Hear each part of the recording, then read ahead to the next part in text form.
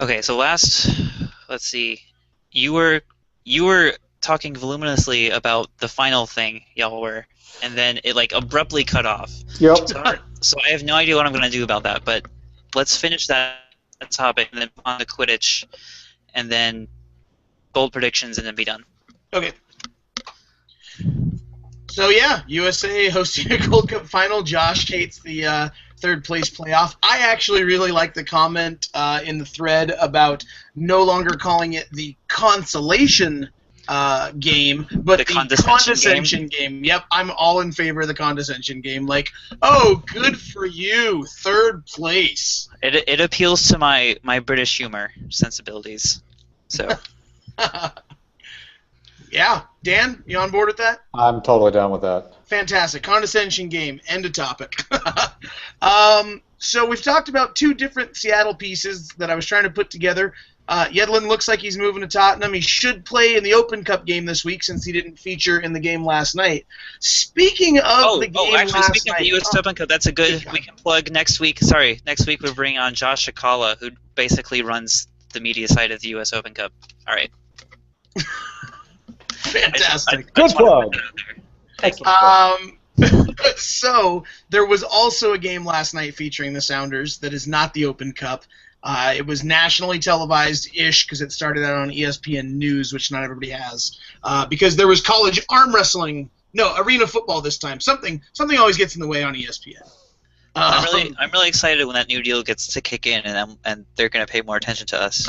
Yeah, so once the arena football was done, then the game was moved to ESPN2 from ESPN News, where many, many, many people noticed how terrible the turf looked. I was at this game, and the first thing I said when I got to my seat was, Jesus Christ, what happened to the turf? It looked horrendous from the stands. It looks even worse on television. So the official word is on Saturday, like through Saturday afternoon and into the evening, so 24 hours before a nationally televised game on ESPN2, Amazon decided to have its annual company picnic, and CenturyLink Field was the place that they rented out to do that. By following Sounders reporters, I have seen numerous pictures of what was going on, and apparently there was some Quidditch being played. Freaking muggles. Goddamn muggles. They play Quidditch and they don't fly. How does that work? Yeah. I've played Quidditch. Actually, I played Quidditch on one of the best days of my life. The reason it was one of the best days of my life had nothing to do with the Quidditch, but Lost your V-card? Yeah. No, that's not true. Dan just can't take this anymore. I can't. I really can't. I really can't.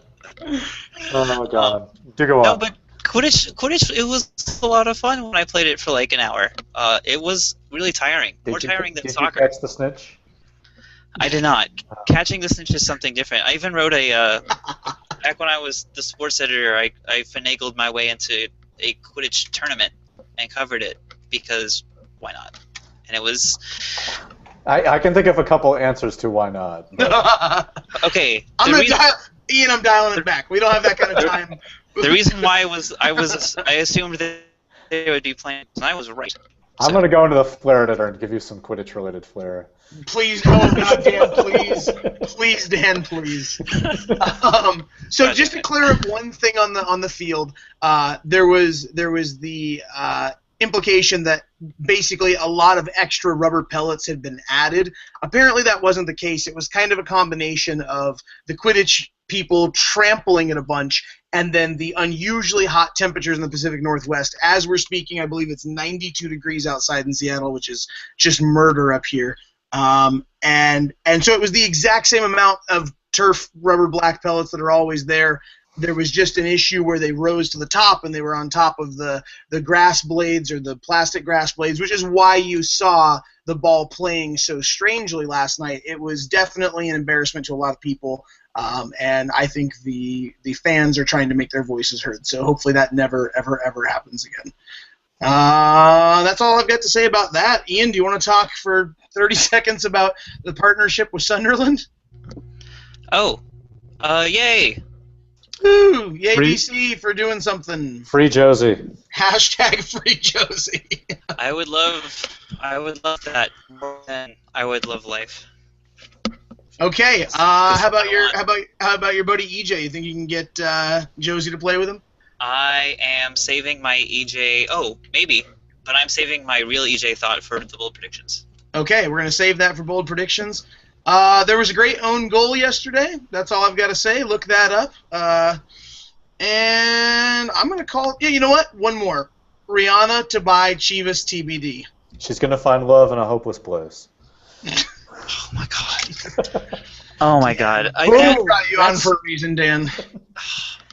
That song played all the time on the radio in the summer of 2012, and it was my least favorite thing in the universe. And that's in the year when the Miami Heat won the NBA title and other things. I don't remember what.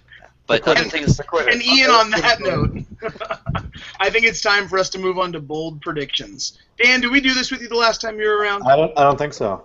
Okay, so typically what we try to do is at the end of each podcast we make bold predictions. We're shooting for a week-long prediction so that we can try to make fun of each other for being wrong as quickly as possible. But if you feel like you have a season-long prediction, then we'll abide by that. Last week, Chris, while on Mix Watch, predicted that by the end of the night, Mix would be transferred to Columbus and everything would be right in the world. And I think we set a record for the shortest that we were wrong about a bold prediction. The bolder, the better. And I'm going to let Ian take it away since he seems to be fired up and ready to go. I don't have a week long. I have a X amount of time long, like whatever. When EJ leaves DC United and MLS, he is going to supplant Rafa Marquez as the most hated MLS player of all time. That is bold. That is bold. I understand. I feel like he Rafa has the longevity to hold that. I know Rafa wasn't here that long, but the thing about Rafa Marquez is he's actually beloved in some circles. Yeah, but so's EJ because he plays for the national team and he manages to score sometimes. Well, no, I mean Brazil. Rafa Marquez is beloved in DC circles for his last MLS game. That's true. That is very true. well, we'll let that one ride, Ian. I'm gonna make my bold prediction. I'll keep it week long just to try to give us some immediacy here. But I am going to say that even with a good run of form and coming off a big win, I think that Vancouver is going to lose to Chivas this weekend.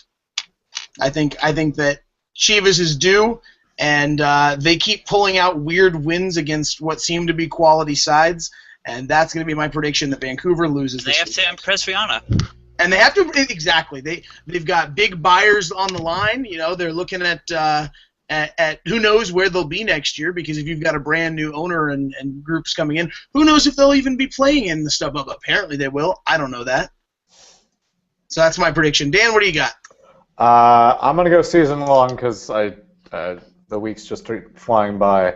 I'm gonna go bold and shoot myself in the foot for coverage and say the Red Bulls will not make the playoffs for the first time since 2009. Wow. If you look at their September, they have 7 games in 22 days. This is a team that is already fatigued. Ooh. I think 4 of those 7 are on the road. One of them's in South Central America for CCL. Right. If the team's already this exhausted, and I watched that game with Chicago last night and it didn't look great, they're going to get murdered in September. The Red Bulls look like a team that were exhausted immediately after the World Cup break, which seemed weird. Yep, and Petke said as much, which was bizarre. Yeah. So. Well, it's a little bit of a downer, but I think it's a good place to end it. Feeling bold. Dan, listen, thank you so much for joining us for a second time. It's great to have you both from the media side and from the moderation of our pleasant little community. So you're welcome on any time that your busy schedule allows. We really appreciate you being here. Thanks, guys, and thankfully I only had to remove 1 post while I was on the show. Fantastic. Good work. Well, thanks for keeping it up, and for everyone here at slashMLS Podcast, have a great week. We'll see you next time. Great. Pete, how much time do you have? Like -10 minutes. Okay.